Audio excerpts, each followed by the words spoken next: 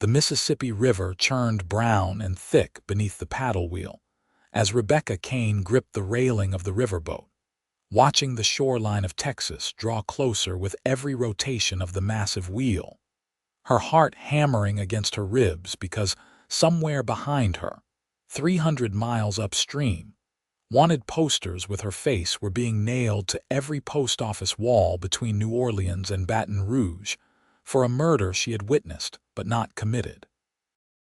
The year was 1878, and the late afternoon sun beat down mercilessly on the deck as she clutched her single carpet bag containing everything she owned, 3 dresses, a small bundle of letters from her dead mother, and $42 that had to last until she could find work in whatever town the boat docked at next.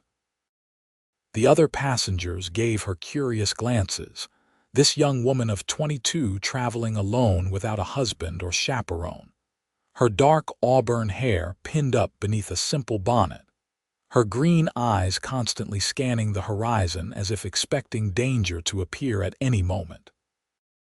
"Madisonville, Texas, next stop," the captain called out, his voice carrying across the deck. 20 minutes to dock. Rebecca had never heard of Madisonville, but that suited her perfectly because anonymity was exactly what she needed right now. She had fled New Orleans in the dead of night after witnessing her employer, a wealthy merchant named Cornelius Blackwell, shoot his business partner in cold blood during what she thought was a routine evening of serving dinner. When Blackwell had seen her standing in the doorway with a tray of desserts, his face had transformed from panic to calculation in an instant, and she had known with absolute certainty that he would frame her for the murder rather than face justice himself. She had not waited to see if she was right. By dawn, she had been on this riverboat, using most of her savings to purchase passage to anywhere that was not New Orleans. The boat lurched as it approached the dock, and Rebecca steadied herself against the railing, watching the small town come into focus. Madisonville appeared to be a modest settlement, with a main street lined with wooden buildings, a church steeple rising above the others, and beyond that, endless stretches of Texas prairie dotted with cattle. It looked peaceful, quiet, and most importantly, far removed from the chaos she had left behind. As the gangplank lowered, she gathered her courage and her carpetbag and stepped onto Texas soil for the first time in her life. The dock was busy with workers unloading cargo, and no one paid her much attention as she made her way toward the main street. Her stomach growled, reminding her that she had barely eaten in 2 days, too nervous to keep anything down. The first building she passed was a saloon, loud voices and piano music spilling out into the dusty street. Next to it stood a general store, and beyond that, a boarding house with a hand-painted sign that read "Rooms Available, Mrs. Chen, Proprietor." Rebecca made her way to the boarding house, her practical nature overriding her exhaustion. She needed a place to sleep and information about potential employment before she could afford to collapse from the stress of the past 48 hours. The woman who answered her knock was small and efficient-looking, somewhere in her 50s, with graying black hair pulled back in a neat bun and sharp dark eyes that seemed to assess Rebecca in a single glance. "I need a room," Rebecca said, trying to keep her voice steady. "Just for a few nights until I can find work." Mrs. Chen studied her for a long moment, then nodded. $2 a week, includes breakfast. Supper is extra if you want it. No men in the rooms, no drinking, and church on Sunday is expected." "That sounds perfect," Rebecca said, feeling some of the tension leave her shoulders. She counted out $2 from her dwindling funds and handed them over. "Mrs. Chen showed her to a small but clean room on the second floor, with a narrow bed, a washstand, and a window that overlooked the main street. It was simple and sparse, but it was hers, at least for now. "What kind of work are you looking for?" Mrs. Chen asked, lingering in the doorway. "Anything respectable," Rebecca replied honestly. "I can cook, clean, so keep books. I worked as a household servant in New Orleans before I came here." "Why did you leave?" Rebecca had prepared for this question during the long boat ride. "My employer died suddenly, and his estate was being settled. I thought it was time for a fresh start." It was not entirely a lie. Blackwell would likely face death once his crimes caught up with him, though probably not as suddenly as his partner had. Mrs. Chen nodded slowly. "The general store might need help. Mrs. Patterson has been complaining about being too busy to manage everything herself. And the schoolteacher, Miss Webster, mentioned needing someone to help with the younger children. You might try there." "Thank you," Rebecca said, genuinely grateful. After Mrs. Chen left, Rebecca sat on the edge of the bed and allowed herself exactly 5 minutes to feel the full weight of what had happened to her. She had lost her job, her home, her entire life in New Orleans, and she was now alone in a strange town with barely enough money to survive. The fear that Blackwell might somehow track her down gnawed at her constantly, though she tried to tell herself it was unlikely. He had no reason to pursue her specifically when he could simply pin the murder on any number of people. The 5 minutes passed and she stood up, squared her shoulders, and went to the washstand to clean the dust from her face and hands. Survival required action, not despair. The next morning, Rebecca presented herself at the general store, wearing her best dress, a simple gray cotton with a white collar that made her look competent and trustworthy. Mrs. Patterson turned out to be a plump, harried woman in her 40s who practically wept with relief when Rebecca explained she was looking for work. "Can you start today?" Mrs. Patterson asked.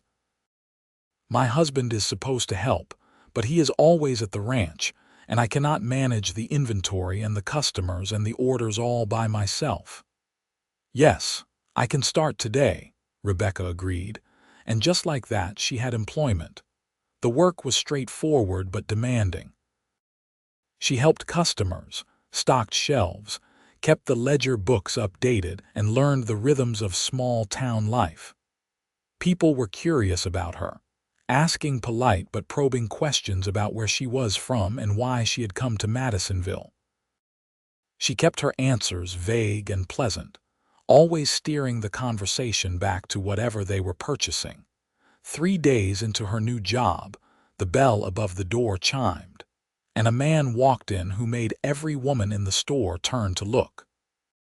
He was tall, well over 6 feet, with broad shoulders and the lean, muscular build of someone who spent his life working outdoors. His face was sun-bronzed and handsome in a rugged way, with strong features, dark hair that curled slightly at his collar, and eyes so blue they seemed almost unnatural in the dimness of the store. He wore dusty work clothes, a worn leather vest, and a gun belt slung low on his hips, and he moved with the easy confidence of a man who was completely comfortable in his own skin. "Afternoon, Wade," Mrs. Patterson called out cheerfully. "What brings you to town?" "Need some supplies," he replied, his voice deep and warm. "Salt, flour, coffee if you have it, and some of that peppermint candy my sister likes." "This is Miss Kane, my new assistant," Mrs. Patterson said, gesturing to Rebecca. "She has been a blessing these past few days." "Miss Kane, this is Wade Morrison. His family owns the largest ranch in the county." Wade Morrison turned those impossibly blue eyes on Rebecca, and she felt something shift in her chest, a recognition she could not quite name. "Pleased to meet you, Miss Kane," he said, touching the brim of his hat politely. "Likewise, Mr. Morrison," she managed, trying to ignore the way her heart had started beating faster. "Rebecca can help you gather your supplies," Mrs. Patterson said. "I need to check on the inventory in the back," which left Rebecca alone with Wade Morrison, very aware of how he seemed to fill the entire store with his presence. "You are new to Madisonville," he observed as she began measuring out flour into a cloth sack. "Yes, I arrived a few days ago." "What brought you to Texas?" There was genuine curiosity in his voice, no suspicion, but Rebecca still felt her guard go up. "I needed a change of scenery." "Well, you certainly got that coming here," he said with a slight smile. "Not much happens in Madisonville." "Might seem quiet compared to wherever you are from." "Quiet sounds perfect to me," Rebecca said honestly. He studied her for a moment, and she had the uncomfortable feeling that he saw more than she wanted to reveal. But all he said was, "How much salt do you think I need for about 20 ranch hands?" They fell into an easy discussion of supplies, and Rebecca found herself relaxing despite her determination to keep everyone at arm's length. Wade Morrison had a calm, steady way about him that was oddly comforting, and he treated her with a respectful courtesy that made her feel valued rather than dismissed. When he left with his supplies, Mrs. Patterson reappeared with a knowing smile. "Wade Morrison is one of the finest men in this county," she said, "and one of the few still unmarried, though it is not for lack of women trying." Rebecca busied herself reorganizing a shelf that did not need organizing. "I am sure his marital status is none of my concern." "Of course not, dear," Mrs. Patterson said, still smiling. Over the following weeks, Rebecca settled into her new life with a determination born of necessity. She worked 6 days a week at the general store, attended church on Sundays with Mrs. Chen, and slowly began to feel the constant knot of fear in her stomach loosen its grip. No one from New Orleans appeared looking for her. No wanted posters showed up on the sheriff's wall. Gradually, she began to believe that maybe, just maybe, she had actually escaped. Wade Morrison came to town every week or so for supplies, and each time he seemed to find reasons to linger and talk with her. He told her about the ranch, about growing up in Texas, about his family. His father had died 2 years ago, leaving Wade to run the Morrison Ranch along with his younger sister Charlotte and their mother. He spoke of them with obvious affection, and Rebecca found herself looking forward to his visits more than she wanted to admit. One particularly hot afternoon in early June, Wade came into the store looking more serious than usual. "Miss Kane, I have a favor to ask," he said after making his usual purchases. "Of course," she replied, surprised. "My sister Charlotte is getting married next month, and my mother is trying to organize the wedding celebration at our ranch. She has been saying she needs help with the planning and the preparations, and I thought of you. It would be paid work, of course, and you could stay at the ranch for the few weeks leading up to the wedding if you were willing." Rebecca hesitated. Working at the Morrison Ranch meant leaving the relative safety and anonymity of town.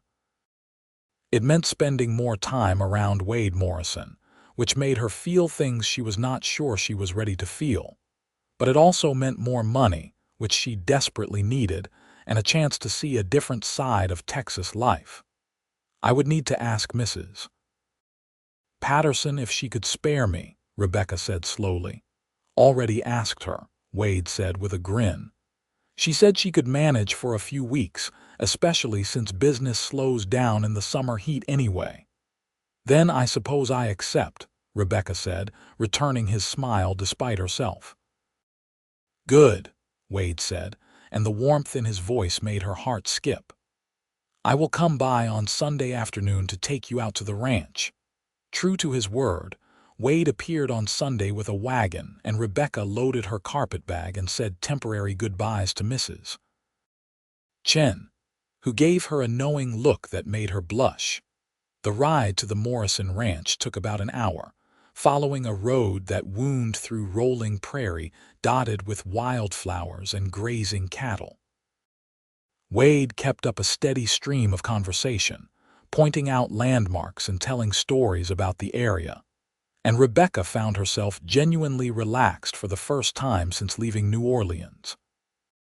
The ranch itself was impressive, a sprawling property with a large main house, several barns, bunkhouses for the ranch hands, and corrals filled with horses. Everything spoke of prosperity and careful management. Wade's mother, Martha Morrison, came out to greet them, a handsome woman in her early 50s with kind eyes and Wade's same strong features. She embraced Rebecca warmly, as if they were already friends. "Thank goodness you are here," Martha said. "Charlotte has so many ideas for this wedding, and I cannot keep track of them all. Come inside, and I will show you what we are working with."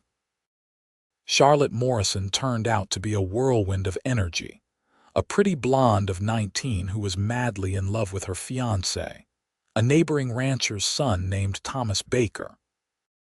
She greeted Rebecca enthusiastically and immediately began showing her sketches of decorations, menus, and seating arrangements. Over the next few weeks, Rebecca threw herself into wedding preparations with the same determination she brought to everything else.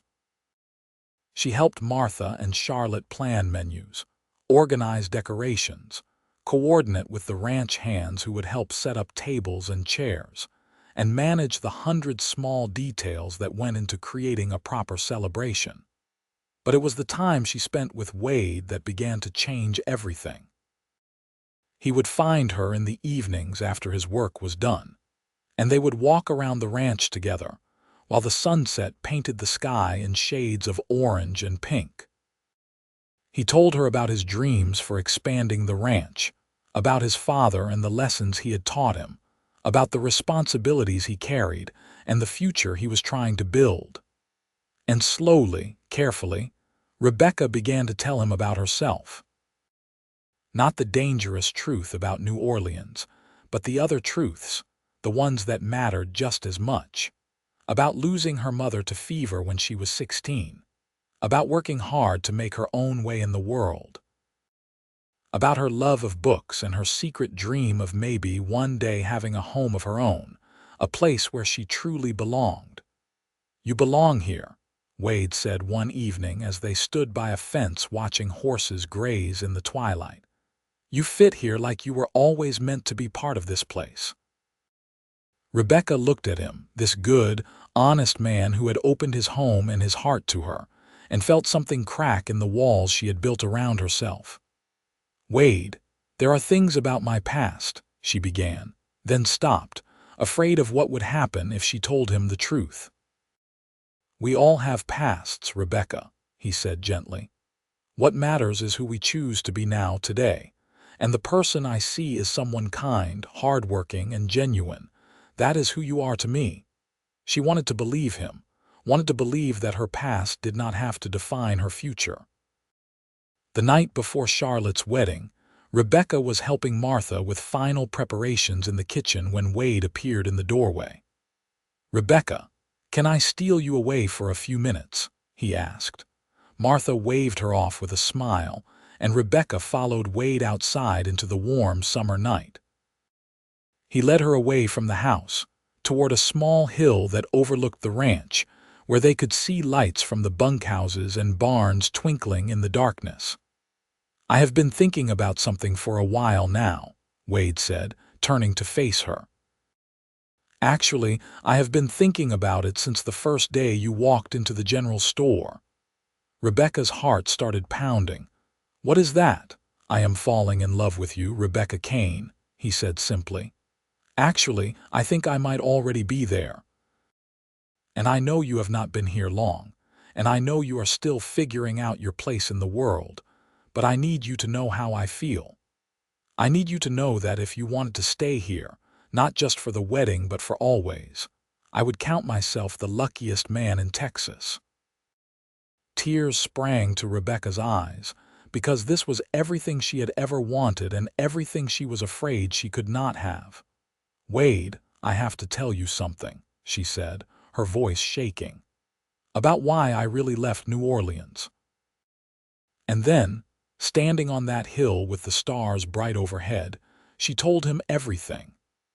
About Blackwell and the murder, about running and hiding, about the fear that had followed her every day since. Wade listened without interrupting, his expression serious but not condemning. When she finished, he was quiet for a long moment. "Did you kill anyone?" he finally asked. "No." "Did you commit any crime at all?" "No, I just witnessed one." "Then you did what any sensible person would do. You protected yourself." He reached out and took her hands in his. "Rebecca, I do not care about what happened in New Orleans. I care about you, the person standing in front of me right now. And if that man Blackwell or anyone else comes looking for you, they will have to go through me first." "You do not know what you are saying," she whispered. "This could bring trouble." "Then we will face it together," Wade said firmly. "If you want to, if you feel the same way I do." Rebecca looked into his blue eyes, saw the sincerity and strength there, and made a decision that felt like stepping off a cliff into open air. "I do," she said. "I love you, Wade Morrison. I think I have since the first time you smiled at me in that general store." He pulled her into his arms then, and when he kissed her, it felt like coming home, like finding the place she had been searching for her entire life. Charlotte's wedding the next day was beautiful and joyous, and Rebecca found herself crying happy tears as she watched the young couple exchange vows. Martha kept giving her knowing looks, and Rebecca suspected Wade's mother had guessed what had happened between them. After the wedding celebration wound down and the guests began leaving, Wade found Rebecca helping clean up and pulled her aside. "Come with me tomorrow to see the preacher," he said. "I do not want to wait. I want you to be my wife as soon as possible." "That is very fast," Rebecca said, but she was smiling. "When you know," Wade replied. "And I have known since the beginning." They were married 2 weeks later in the same church where Charlotte had married Thomas, with Martha crying happy tears and half the town in attendance. Rebecca wore a simple white dress that Martha had helped her make, and Wade looked more handsome than she had ever seen him in a new suit. When the preacher pronounced them husband and wife, Rebecca felt something settle deep in her soul. This was real. This was hers. This was the future she had never dared to dream of. The first few months of marriage were a blissful adjustment as Rebecca learned the rhythms of ranch life and what it meant to be Wade's partner in every sense of the word. She took over managing the household accounts, worked alongside Martha in planning meals for the ranch hands, and slowly transformed the main house into a real home. Wade was patient and kind, giving her space when she needed it, and holding her close when the nightmares about New Orleans occasionally surfaced. He made her feel safe in a way she had never experienced before, and their love deepened with each passing day. Then, in late October, a stranger rode into Madisonville asking questions. Rebecca was at the general store, back to helping Mrs. Patterson a few days a week, when she heard the description. A well-dressed man from New Orleans, looking for a young woman with auburn hair who might have arrived by Riverboat several months ago. Her blood ran cold. She finished her work in a daze and rode back to the ranch, her mind racing. Maybe it was not about her. Maybe it was a coincidence. Maybe she was paranoid, but when she arrived home and told Wade, he did not dismiss her fears. "I will go into town tomorrow and see what I can find out," he said. "But Rebecca, you are my wife now. You are part of this community. Whatever happens, we face it together." The next morning, Wade rode into town, and Rebecca spent the day in an agony of waiting. Martha tried to distract her with preparations for the upcoming harvest celebration, but Rebecca could barely focus. Wade returned in the late afternoon, his expression grim. "Tell me," Rebecca said. "The man is a private investigator hired by Blackwell's family," Wade said. "But not to find you. Apparently, Blackwell was arrested for the murder about a month after you left. A servant from a neighboring house came forward, and said she had seen him commit the crime. He has been convicted and sentenced to hang. The investigator is trying to track down all potential witnesses to tie up loose ends for the family's reputation. Rebecca felt her knees go weak, and Wade caught her, guiding her to a chair. "I am not in trouble," she whispered. "No. You were never in trouble. But I thought you should know the man is in town, and he might eventually make his way out here asking questions." "What should I do?" Wade knelt beside her chair, taking her hands. "You tell the truth. You tell him you witnessed the murder and fled because you were afraid Blackwell would frame you. You did nothing wrong, Rebecca. You have nothing to hide." The investigator arrived at the Morrison ranch 2 days later, a thin, tired-looking man with a notebook and too many questions. But Wade was right. When Rebecca told him her story, showed him her marriage certificate and proof of her new life, the investigator simply nodded and made notes. "I am sorry you were put in that position, Mrs. Morrison," he said when she finished. "But it sounds like you made the right choice in leaving. Blackwell was a dangerous man. I am just glad justice caught up with him eventually." After he left, Rebecca stood on the porch watching the dust settle from his horse's departure, and felt a weight lift from her shoulders that she had been carrying for so long she had forgotten what it felt like to be without it. Wade came up behind her, wrapping his arms around her waist. "It is over," he said softly. "It is over," she repeated, and finally believed it. The years that followed were filled with the kind of quiet joy that Rebecca had never imagined possible.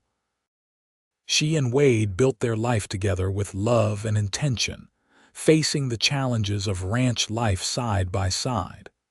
There were hard winters and drought summers, cattle drives and market fluctuations, but through it all, they had each other.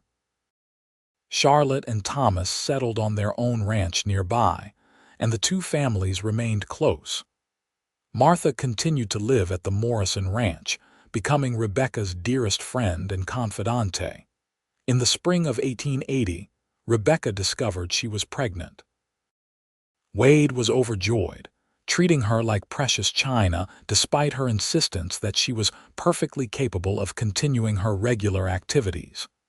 Their son was born in December, a healthy baby with Wade's blue eyes and Rebecca's auburn hair.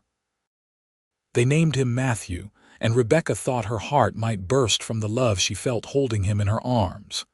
"He is perfect," Wade whispered, staring at his son with awe and wonder. "He is ours," Rebecca replied, and the word ours had never meant so much. Matthew was followed by a daughter, Anna, 2 years later, and then another son, James, 3 years after that. The Morrison Ranch rang with the sounds of children's laughter, and Rebecca found herself becoming the kind of mother she had always wished she had been able to have for longer. She taught her children to read and write, to treat others with kindness and respect, and to value honesty and hard work. Wade taught them to ride and rope, to care for animals, and to understand the land that would one day be their inheritance. The children adored their father, following him around the ranch whenever they could, and Wade was endlessly patient with them, answering their endless questions and involving them in ranch work as soon as they were old enough. On their 10th wedding anniversary, Wade surprised Rebecca with a trip to San Antonio, their first time traveling together since their honeymoon. They spent 3 days exploring the city, eating at restaurants and staying in a proper hotel, enjoying the luxury of being just a husband and wife without the demands of children and ranch for a little while. On their last evening, as they walked along the river, Wade stopped and turned to face her. "I have something for you," he said, pulling a small box from his pocket. Inside was a delicate gold locket on a chain.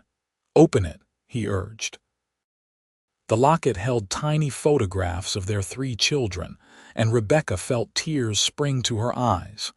"Wade, it is beautiful." "I wanted you to have something that showed what we built together," he said, fastening it around her neck. "You came here running from your past, Rebecca. But you gave me a present and a forever that I thank God for every single day." Rebecca kissed him then, there on the riverbank in San Antonio, and thought about that frightened young woman who had stepped off a riverboat in Madisonville all those years ago. She had been running from her past, desperate and alone, with no idea what the future held, and she had found everything. The years continued to pass, bringing changes and challenges but always bound together by love. Matthew grew into a serious, thoughtful young man who shared his father's love of ranching. Anna developed a passion for horses and could outride most of the ranch hands by the time she was 15. James had his mother's quick mind and his father's easy charm, always ready with a story or a joke. Martha passed away peacefully in her sleep when she was 72, surrounded by family. They buried her next to Wade's father on the hill overlooking the ranch, and Rebecca planted roses on her grave every spring, remembering the woman who had welcomed her so warmly into the Morrison family. Charlotte and Thomas had children of their own, and the Morrison and Baker families remained close, their children growing up together, creating bonds that would last lifetimes. As Rebecca entered her 40s, she found herself taking on more leadership roles in the community. She helped establish a proper school in Madisonville, served on the church committee, and became known for her kindness and wisdom. People came to her with their problems, seeking advice, and she always tried to help however she could. The town itself grew and changed. The railroad came through in 1889, bringing new opportunities and new challenges. Madisonville expanded, adding new businesses and attracting new families. But through all the changes, the Morrison Ranch remained a constant, a symbol of stability and success. Wade's hair began to silver at the temples, and lines appeared at the corners of his eyes from years of squinting into the Texas sun. But to Rebecca, he only grew more handsome. Their love had matured and deepened, becoming something solid and unshakable, a foundation upon which everything else in their lives was built. On quiet evenings, they would sit on the porch together, watching the sunset paint the sky and talk about everything and nothing. Sometimes they reminisced about how they met, about those early days when Rebecca was still running from her past, and Wade was falling in love with the mysterious new woman in town. "Did you ever imagine this?" Rebecca asked one evening, gesturing to the ranch, to the children playing in the yard, to the life they had built. "When you first saw me in that general store, did you imagine any of this?" Wade thought for a moment, then smiled. "I imagined something. Maybe not the specifics, but I felt it, that sense that you were going to be important to me, that you were going to change everything." "I was so scared," Rebecca admitted, "of everything, of being found, of being hurt, of trusting anyone. And then there you were, this steady, solid man who made me feel safe for the first time in my life." "You made yourself safe," Wade corrected gently. "You had the courage to run, to start over, to build a new life. I just had the good fortune to be part of it." Matthew married in 1896, bringing home a sweet-natured young woman named Sarah who fit into the family as if she had always been there. They built a house on the western section of the ranch and began raising their own family, ensuring that the Morrison legacy would continue into the next generation. Anna surprised everyone by announcing she wanted to train horses professionally, and with Wade's support, she established a breeding and training program that became renowned throughout Texas. She never married, declaring herself perfectly content with her horses and her independence, and Rebecca supported her daughter's choice, knowing better than anyone the importance of forging your own path. James went to university in Austin, studying law, but ultimately returned to Madisonville to practice, saying he could not imagine living anywhere else. He married a teacher named Elizabeth, and they settled in town, close enough to visit the ranch regularly. As Rebecca and Wade entered their 60s, they began gradually turning over more of the ranch operations to Matthew, though Wade could never quite fully retire. He loved the land too much, loved the work too much, to ever completely step away. Rebecca spent more time on her garden, on her grandchildren, and on writing. She had started keeping a journal years ago, and it had evolved into something more, a full account of her life, from those terrifying days in New Orleans, the beautiful present she now inhabited. One afternoon, as she was writing in her journal on the porch, her oldest granddaughter, Matthew's daughter Emma, came and sat beside her. "What are you writing about, Grandma?" Emma asked. She was 12, curious and bright with Wade's blue eyes. "My story," Rebecca said. "About how I came to Texas and met your grandfather." "Was it romantic?" Emma asked, her eyes lighting up. Rebecca laughed. "It was complicated, but yes, I suppose it was romantic too. Your grandfather was very persistent." "Tell me," Emma demanded, settling in beside her.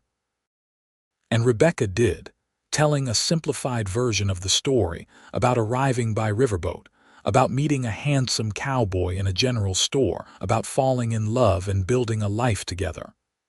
"So you really came here all alone?" Emma asked when she finished. "That was brave." "I did not feel brave at the time," Rebecca said honestly. "I felt terrified, but sometimes we find courage we did not know we had when we have no other choice." "I want to be brave like you," Emma said seriously. Rebecca hugged her granddaughter close. "You already are, sweetheart. You come from a long line of strong women and strong men. Never forget that." The turn of the century brought celebrations and reflection. On New Year's Eve 1899, the entire family gathered at the ranch, 3 generations of Morrisons coming together to mark the occasion. They lit a bonfire, shared stories, and counted down to the new century together. As midnight struck and everyone cheered, Wade pulled Rebecca close and kissed her, just as he had done countless times over their 22 years of marriage. "To the next century," he murmured against her lips. "To us," she replied. They were blessed with good health and many more years together. Wade remained active and engaged with the ranch until he was well into his 70s, only finally agreeing to step back when his joints began protesting the long days in the saddle. Rebecca continued her writing and her community work, becoming something of a local historian, documenting the growth and changes of Madisonville and the surrounding area. Her journals filled shelf after shelf in the library Wade built for her, a room lined with windows that looked out over the prairie she had come to love so deeply. Their children thrived and gave them more grandchildren, and eventually great-grandchildren. The Morrison family tree spread and flourished, each branch strong and healthy, rooted in the foundation Wade and Rebecca had built together. On their 50th wedding anniversary, the entire family gathered for a massive celebration. Matthew and Sarah organized everything, insisting that Wade and Rebecca simply had to show up and be honored. The celebration was held at the ranch, of course, with tables set up under the oak trees, lanterns strung between branches, and more food than seemed possible. It felt like half of Texas had turned out to celebrate with them. When it came time for toasts, Matthew stood up, looking so much like a younger version of Wade that Rebecca felt her heart squeeze.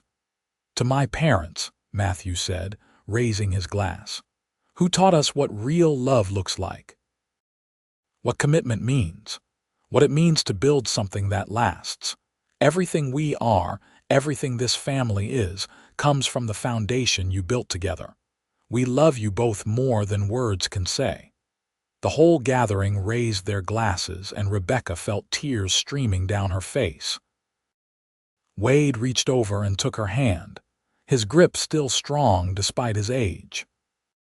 Later that evening, when the party had wound down and the family had dispersed to various guest rooms and nearby homes, Wade and Rebecca found themselves alone on the porch, sitting in the rocking chairs they had occupied for so many years. 50 years, Wade said, shaking his head in wonder. It feels like both forever and no time at all. I know what you mean, Rebecca replied. Sometimes I still feel like that scared young woman stepping off the riverboat, and then I look around at all of this, at our family, at the life we have built, and I can barely believe it is real. It is real, Wade assured her. Every bit of it, and it is ours.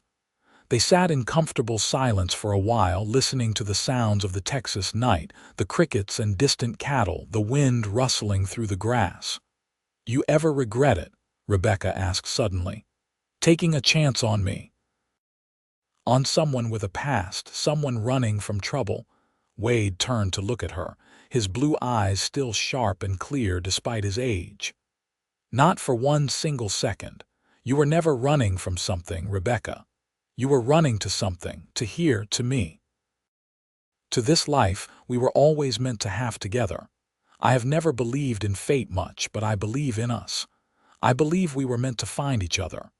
Rebecca reached over and took his hand. I love you, Wade Morrison, just as much today as the day I married you. More even, because now I know what we are capable of building together. I love you too, he replied. My riverboat girl who became my everything. They continued on together for several more years, growing older but never losing the essential connection that had defined their relationship from the beginning.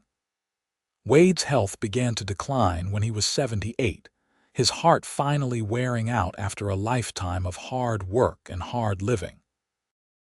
He died peacefully in his sleep one spring morning, with Rebecca holding his hand and their children gathered around. His last words were, "Still the most beautiful thing I ever saw," looking at Rebecca with the same love and wonder he had shown her for more than 50 years. Rebecca grieved deeply, but not bitterly.